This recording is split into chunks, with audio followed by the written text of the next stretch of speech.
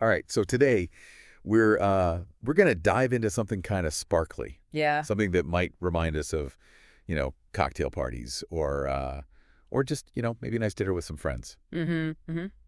We're talking glassware. Glassware, yes. Specifically, we're going to be looking at glassware for the Depression era, Oh, very interesting. which might sound kind of weird at first, the Depression and fancy glassware. Right. But uh, but there's actually a really, really interesting story here. I bet. And we've got some sources that are going to help us sort of, tease out all the ins and outs. Wonderful. So we're going to be focusing on two main categories of glassware. Okay. Depression glass, Yeah. which I think most people have at least heard of, Yes. and then what's often called elegant glassware. Elegant glassware, right? So to kick things off, I think the first thing we got to do is just, get a sense of the time period we're talking about, Okay, yeah. right? Because like when we say the Depression era, Yeah. that covers a pretty good chunk of time. It does. It does. So when it comes to these two types of glassware, when were they mostly being produced? Well, the main period of production for both Depression glass and elegant glassware was from the late 1920s, through the 1950s. Oh, wow. Really hitting its peak in the 1930s and 40s. The 30s and 40s, okay. Of course, this period, overlaps significantly with the Great Depression, Right. which, of course, is where Depression glass gets its name. Yeah, that makes sense. But, it's really interesting to consider that both types of glassware, the Depression glass and the elegant glassware, were being produced during the same period. Yeah, that's a really good point. Reflecting, I think, the complex realities of life during that time. Absolutely. You have economic hardship on one hand, Yeah. and yet also this enduring desire for beauty, for, those little touches of luxury and escapism. Right. Yeah. And that's, I think, where Depression glass becomes so fascinating Absolutely. because, we're talking about a time when people are struggling to make ends meet, and yet companies are finding ways to market glassware to them. It's incredible, isn't it? It's amazing. And from what I've read, they were really, really clever about it. Oh, yeah. They were very innovative. So what were some of the tactics that they used to sort of convince people that, hey, maybe you do need a new set of glasses? Well, one of the most common and effective strategies was to offer the glassware as a premium A premium. Okay. with another purchase. Okay. So you might get, a free glass with a box of laundry detergent Oh, yeah. or, a set of plates with a new radio. Oh, wow. It was a way to add value for the consumer Right. and to entice them to, choose one brand over another. That makes total sense.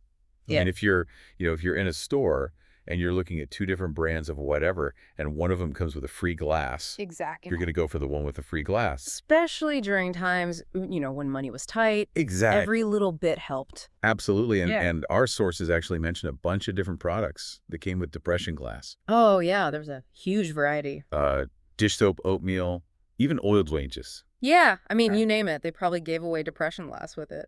It seems like every company was trying to get in on this. Oh, absolutely. It was incredibly widespread. Which is really interesting when you think about, how elegant glassware was being marketed at the same Yeah, time. completely different approach. Yeah, like so remind me again, what are some of those big elegant glassware brands that we were talking about? Oh, well, some of the, the most famous and sought after names would be Cambridge, Heisey, Heisey, Astoria, Tiffin, and Morgantown. Morgantown, okay. These brands were known for their high quality, Mm. their exquisite craftsmanship, and their, really beautiful designs. So what made these brands, stand out from just your average glassware? Well, for one thing, they often used higher quality materials, Okay.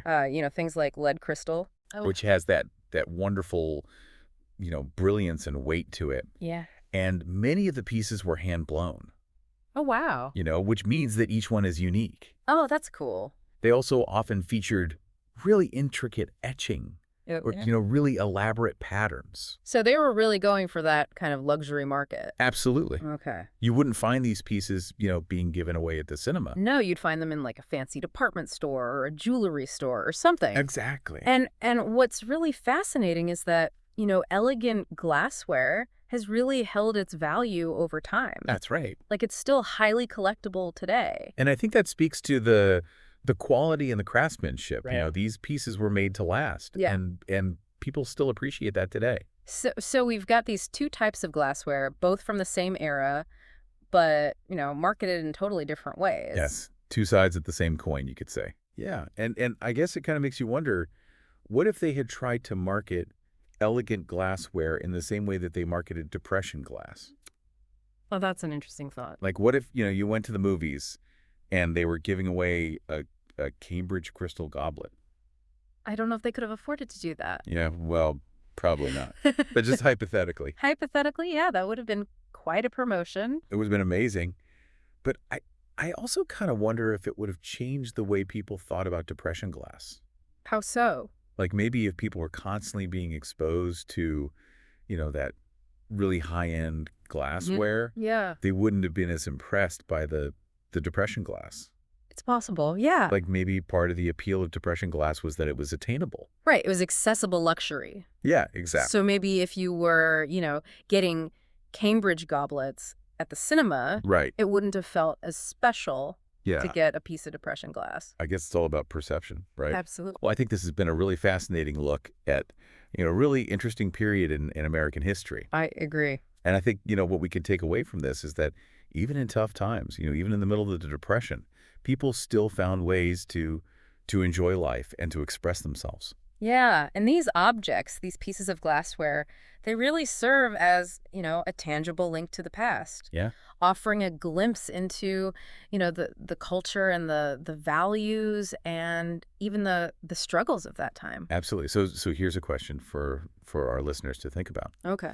Do you think, objects from our current era, will become, collectible in the future? Mm. Like, what will people 100 years from now be looking back on and sort of trying to understand about us? That is a really good question. It makes me wonder, what are we surrounded by right now that will end up in a museum someday? And what will it say about us? Yeah, exactly. And I guess that's something for all of us to ponder. Indeed. But for now, I think that's about all the time we have. So thanks for joining us on this deep dive into the world of Depression-era glassware. It's been a pleasure. And we'll see you next time. Sounds good.